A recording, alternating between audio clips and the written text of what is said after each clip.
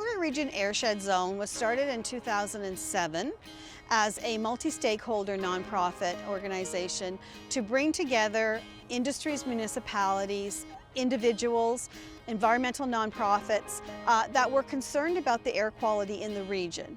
We develop strategies to promote a healthy air quality in our community, which is Calgary and surrounding communities. We collect and monitor data and analyze the data. Data is so important because it shows us the history and it gives us the trends of what our air quality has been doing up until this point, what has affected the air quality, and what we can do to create those strategies to have a better air quality or to keep our air quality as good as it is today. An airshed is a geographical area that a group of people have decided that's going to be their region.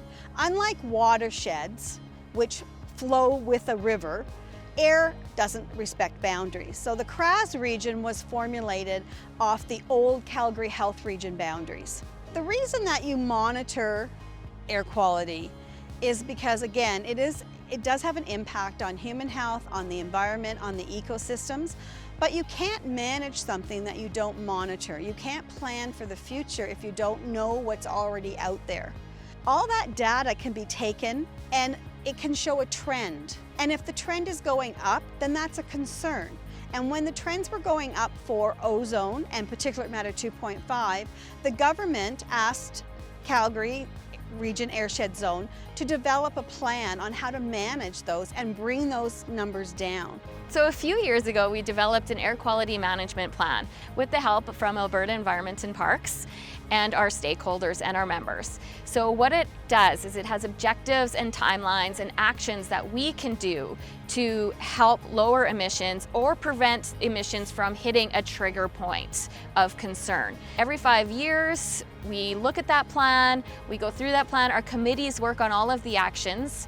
And we're also very excited, but this year we are developing a wildfire smoke guide. It gives us a guideline of when your employees can be outside, when they should stay outside, what is smoke, what is harmful in smoke, and the tips that we can do. So contributing in this process is Alberta Environment and Parks, Alberta Health Services, the City of Calgary, other municipalities, emergency services, air quality specialists. So the benefit of CRAZ is that we are able to bring all those people together to work on these important documents and these important actions.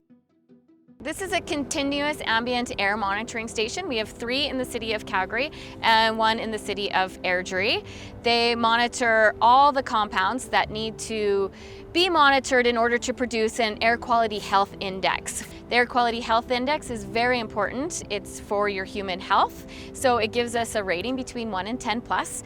Anything over 10 plus is harmful for your health. So they just stop at that 10 plus.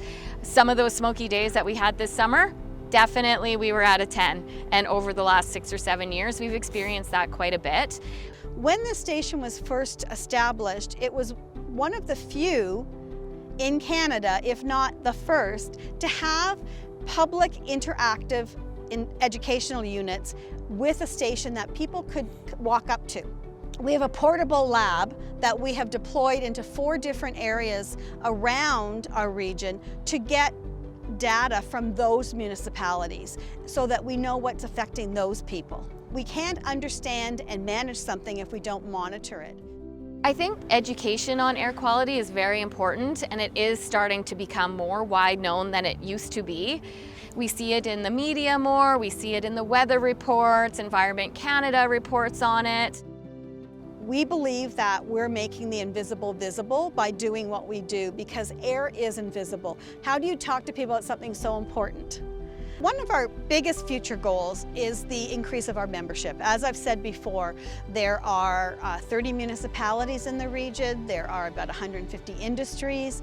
It is our members who drive the focus of the organization through the committees. That's really our biggest future goal. The other future goal we have is to really increase our presence and collaboration with schools.